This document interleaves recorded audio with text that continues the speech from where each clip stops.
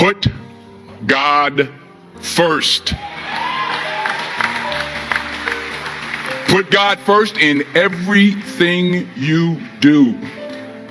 Everything that you think you see in me, everything that I've accomplished, everything that you think I have, and I have a few things, everything that I have is by the grace of God. Understand that. It's a gift. 40 years ago, March 27th, 1975, it was 40 years ago, just this past March, I was flunking out of college. I had a 1.7 grade point average. I hope none of you can relate. I had a 1.7 grade point average.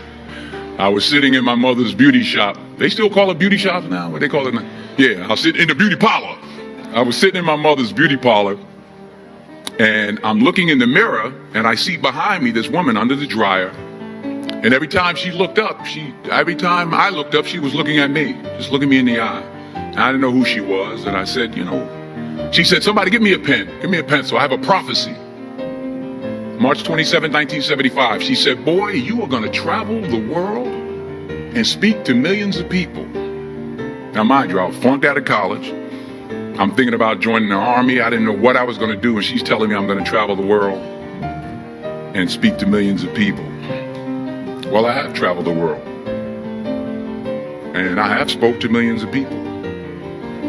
But that's not the most important thing, the success that I had. The most important thing is that what she taught me, what she told me that day has stayed with me since.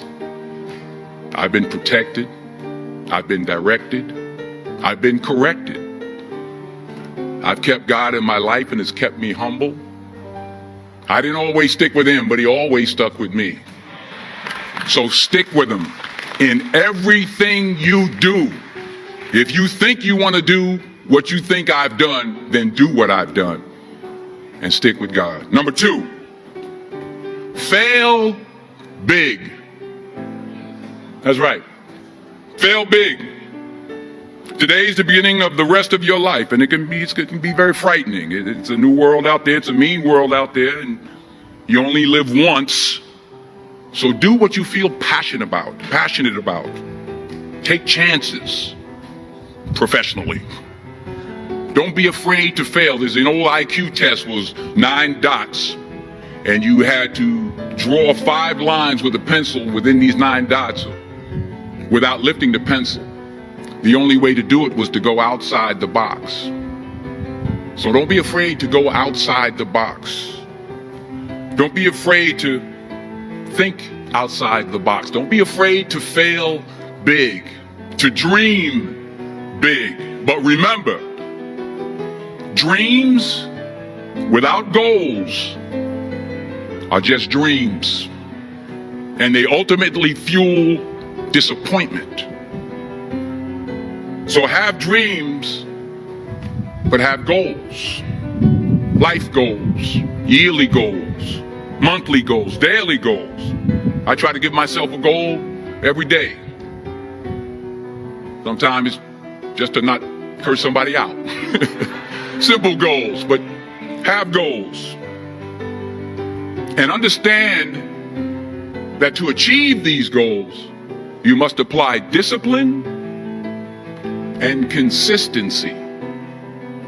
In order to achieve your goals, you must apply discipline, which you have already done, and consistency every day, not just on Tuesday and miss a few days. You have to work at it every day. You have to plan every day. You've heard the saying, we don't plan to fail, we fail to plan. Hard work works. Working really hard is what successful people do. And in this text, tweet, twerk world that you've grown up in, remember, just because you're doing a lot more doesn't mean you're getting a lot more done. Remember that. Just because you're doing a lot more doesn't mean you're getting a lot more done. Don't confuse movement with progress. My mother told me, she said, yeah, because you can run in place all the time and never get anywhere.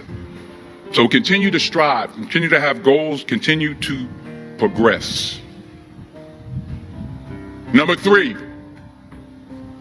you'll never see a U-Haul behind a hearse. I'll say it again. You'll never see a U-Haul behind a hearse. I don't care how much money you make, you can't take it with you. The Egyptians tried it. They got robbed. That's all they got. You can't take it with you. And it's not how much you have. It's what you do with what you have. We all have different talents. Some of you will be doctors, some lawyers, some scientists, some educators, some nurses, some teachers. Yeah, okay. Some preachers. The most selfish thing you can do in this world is help someone else. Why is it selfish? Because the gratification, the goodness that comes to you, the good feeling that I get from helping others, nothing's better than that. Well, one or two things, but nothing's better than that. Not jewelry, not big house I have, not the cars, but it's the joy. That's where the joy is, in helping others. That's where the success is, in helping others. Finally, I pray that you put your slippers way under the bed tonight, so that when you wake up in the morning, you have to get on your knees to reach them. And while you're down there, say thank you for grace. Thank you for mercy. Thank you for understanding. Thank you for wisdom. Thank you for parents. Thank you for love. Thank you for kindness. Thank you for humility. Thank you for peace. Thank you for prosperity.